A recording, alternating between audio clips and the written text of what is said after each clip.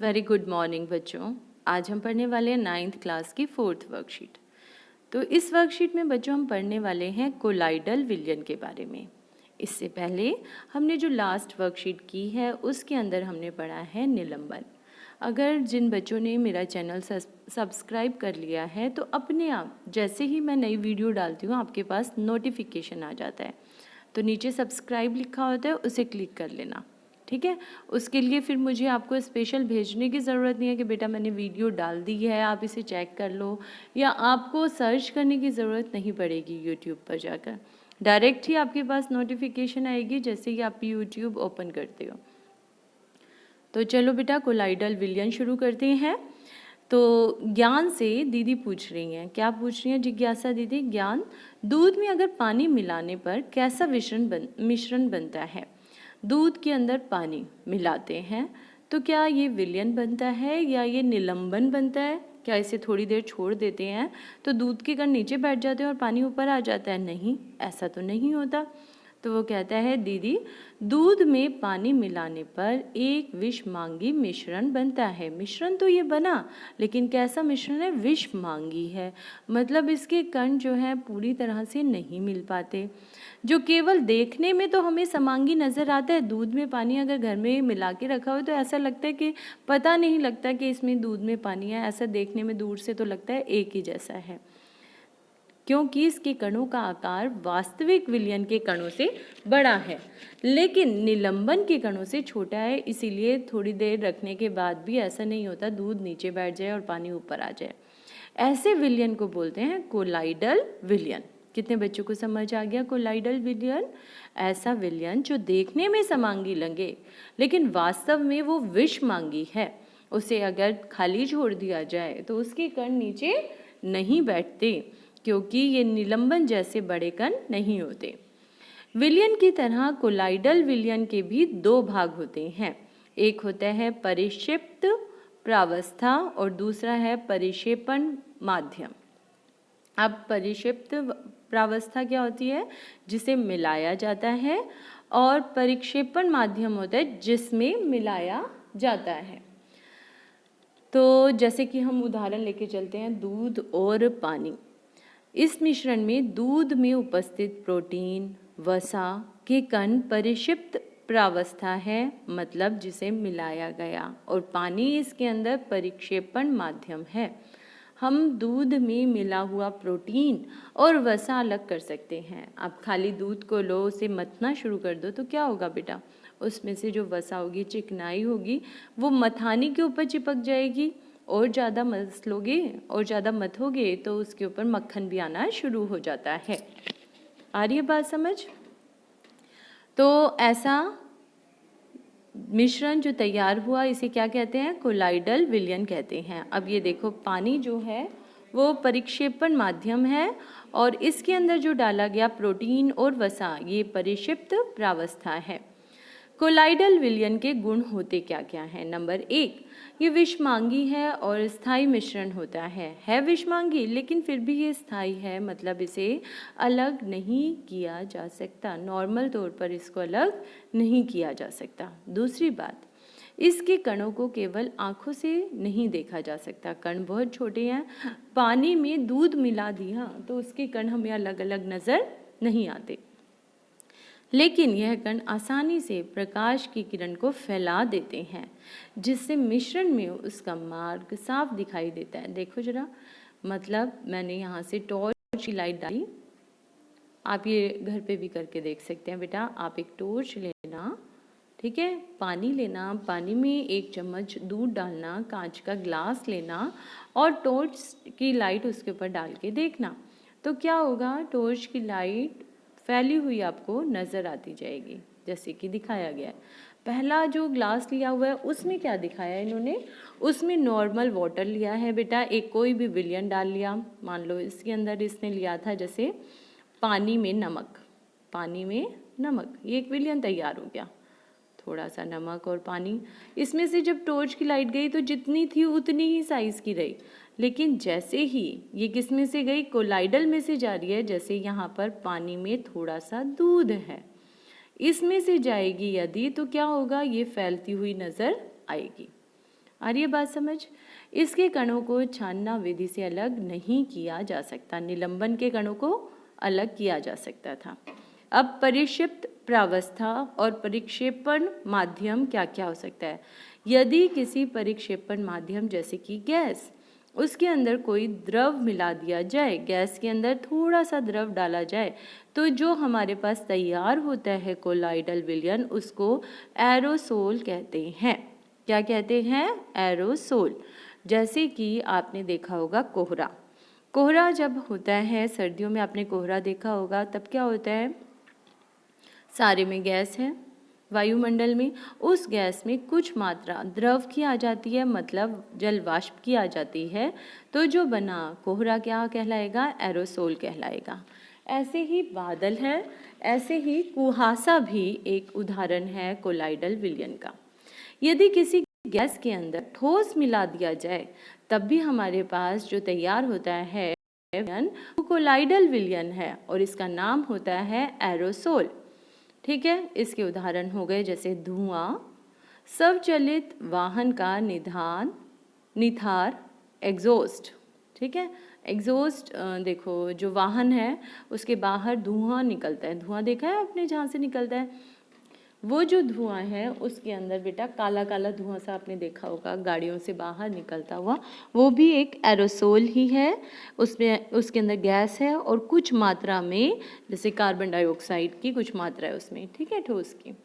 चलिए, जो भी चीज़ें जल रही है ईंधन के साथ। शेविंग क्रीम, शेविंग क्रीम जो बनती है बेटा उसके अंदर द्रव होता है, द्रव के साथ गैस होती है। शेविंग क्रीम जो आती है आजकल बेटा आपने देखा होगा, पहले तो आती थी ट्यूब में, अब वो ट्यूब नहीं आती, अब वो कैसे आती है बेटा? उसको फोम के रूप में आती है, मतलब स्प्रे बॉटल के टाइप में आती है ना। तो ये जो स्प्रे बॉटल टाइप बनी हुई होती है, इसमें एकदम से आप दबाओगे, पुश करोगे और शेविंग क्रीम बाहर आएगी। मैं आपको दिखा देती हूँ। तो देखिए ज़रा, शेविंग क्रीम फोम आपने देखी होगी, ऐसे जब हम प्रेस करते हैं, जैसे डीओ की बॉटल होती है, ऐसे ही बॉटल में से क्या निकल रही होती है? ऐसे क्रीम निकल के बाहर आती है। और कौन सा हमारे पास उदाहरण हो सकता है? एक है इमल्शन का उदाहरण, ये भी कोलाइडल विलयन है। इसमें द्रव के अंदर दूसरी द्रव मिला दी जाती है और क्या बना दिया जाता है? जैसे कि face cream. Face cream is the emulsion जो आपको ट्यूब में मिलती है बेटा, एक द्रव में दूसरा द्रव मिला हुआ है, दैट इज़ फेस क्रीम। ठीक है, इसके अलावा दूध इज़ ऑल्सो एन इमल्शन, दूध भी एक इमल्शन का ही उदाहरण है। चलिए प्रश्न उत्तर करते हैं। हम कोलाइडल विलयन, पहला प्रश्न है बेटा, हम कोलाइडल विलयन या वास्तविक विलयन में अंतर कैसे ज्ञात कर सकते हैं? सचरित्र स्पष्ट कीजिए। अब हमें एक चित्र भी बनाना है, सचित्र स्पष्ट करना है। तो चित्र आपके पास जो आना है वो है ये किसका है? कोलाइडल। एक साइड ऐसे लाइन डाल के आप एक साइड कोलाइडल विलयन लिखना, एक साइड वास्तविक विलयन लिखना, राइट।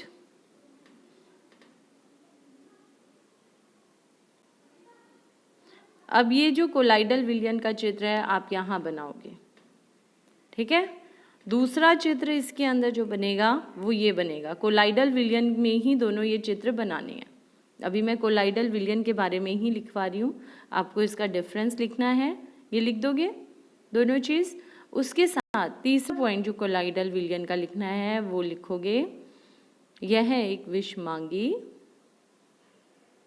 मिश्रण है और स्थायी मिश्रण होता है। स्थायी मत लिखना क्योंकि वास्तविक में भी स्थायी लिखेंगे, बस इसको इतना ही लिखिएगा बेटा, ये एक विषमांगी मिश्रण होता है, ठीक है। ये काट देना, ये मत लिखना बीच में, स्थायी मिश्रण को मत लिखना। अच्छा, इसके कणों को केवल आँखों से नहीं देखा जा सकता, ये इसके कण आसानी से प्रकाश की किरण को फैला देते हैं, ठीक है। इनमें टिंडल प्रभाव होता है, ठीक। ये पॉइंट हो गए आपके 2 पॉइंट, 2 चित्र मैंने बता दिए। तीसरा पॉइंट ये है, चौथा पॉइंट कोलाइडल विलयन का ये है और 5वां पॉइंट ये है आपके पास। अब वास्तविक विलयन के लिए चित्र बनाएंगे हम, तो उसका दिखा देती हूँ मैं चित्र बेटा। अब इसमें देखिएगा बेटा, विलयन के गुणों में क्या क्या लिखोगे आप वो देख लीजिए। विलयन के गुण में हमें लिखना क्या क्या है और चित्र कैसे बनना है। इसका चित्र जो बनेगा ऐसे ही दिखाओगे आप। इसमें ये कुछ ऐसे करके डॉट्स दिखाओगे, ठीक है। ये क्या है? ये है विलय, इसमें लिखोगे। जो डॉट्स हैं वो विलय हैं और जो बिना डॉट की जगह है उसको बोलते हैं विलायक, राइट। बहुत छोटे दिखाना ये विलायक, ठीक है। अब देखिए यहाँ पर इसका दूसरा पॉइंट क्या बनेगा? विलयन एक समांगी एवं स्थायी मिश्रण होता है। समांगी मिश्रण होता है, वो था विषमांगी, ये है समांगी, राइट। दूसरा पॉइंट। अच्छा, जो चित्र आपने बनाया था कोलाइडल के लिए, एक चित्र मैंने आपको बना दिया है। दूसरा चित्र कैसे दिखाएंगे? एक बीकर या ग्लास दिखाएंगे। एक मिनट बेटा, दोबारा से बता रही हूँ। एक ग्लास या बीकर बनाइएगा, यहाँ पर टॉर्च दिखाइएगा, टॉर्च से रोशनी आ रही है, ठीक है। अब ये इसके अंदर से जा रही है विलयन में से। किस में से जा रही है? विलयन में से जा रही है। तो बाहर उतना ही आ रहा है, बड़ा धब्बा नहीं बन रहा, चौड़ाई नहीं दिख रही। जब इसमें से आएगी, किस में से? टॉर्च में से आएगी, तो थोड़ी सी चौड़ाई के रूप में दिखा देना बेटा जब लाइट आएगी, दिख रही है ना। लेकिन आगे जब जाएगी तो उसकी चौड़ाई नहीं दिखानी है, ये इतनी ही उसमें जाएगी और इतने से ही बाहर आएगी। तो ये है आपके पास विलयन, यहाँ लिखोगे विलयन। अब ये विलयन कुछ भी हो सकता है, पानी में नमक हो सकता है, पानी में चीनी हो सकती है, कुछ भी हो सकता है। चलिए, तीसरा पॉइंट जो हमें देना है वो है ये, विलयन एक समांगी मिश्रण होता है। चौथा पॉइंट जो देना है वो है इसके कणों का आकार छोटा होता है। इन्हें आंखों से नहीं देखा जा सकता। अब उसको भी नहीं देख सकते थे कोलाइडल को, इसको भी नहीं देख सकते, ठीक है।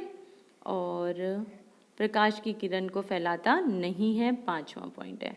छठा पॉइंट, छानना विधि से अलग नहीं किया जा सकता। नहीं, ये मत लिखना क्योंकि ये तो दोनों में ही सेम है, उसको भी नहीं कर सकते, इसको भी अलग नहीं कर सकते। 4 पॉइंट हो गए दोनों की, ठीक है। चलिए अब आगे करते हैं क्वेश्चंस। अगला प्रश्न बेटा बहुत आसान है। इसमें परिक्षेपण माध्यम और परिक्षिप्त प्रावस्था लिखनी है। ये दिया हुआ है आपको, ऐसे ही टेबल बना लेना बिल्कुल सेम, ठीक है। और इसके अंदर धुआं किस में आ रहा है? ये वाला एरिसोल वाला। तो ऊपर लिखोगे परिक्षिप्त प्रावस्था और परिक्षेपण माध्यम और प्रकार, ऐसे लिखकर, ठीक है, यहाँ लिखोगे। और उसके आगे एक नाम के लिए धुआं इसमें आ गया। जैसे धुआं जो है वो ये वाला लाइन लिख दोगे, धुआं। ठोस परिक्षिप्त प्रावस्था है इसमें, और परिक्षेपण माध्यम है इसमें गैस, तो ये कहलाया एरिसोल। अगला देखिएगा, कोहरा नंबर 1 पर आ गया, ये दिया हुआ है ना। और बादल आ गया, बादल भी इसी का ही है, इसलिए आपको 3 लाइंस बनानी है। बात समझ आ रही है? टेबल कैसे बनेगी?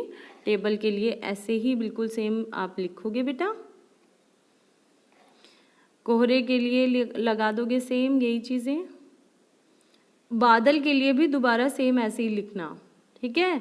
और धुएं के लिए ये वाली लाइन लिखना। तीनों ही चीज़ एरिसोल में आएगी। अगला क्वेश्चन देखिएगा, कोलाइडल विलयन समांगी प्रतीत होते हैं पर यह विषमांगी होते हैं, इसे स्पष्ट करोगे। तो ये प्रतीत होते हैं समांगी लेकिन होते हैं विषमांगी, तो इसको स्पष्ट करके दिखाओ।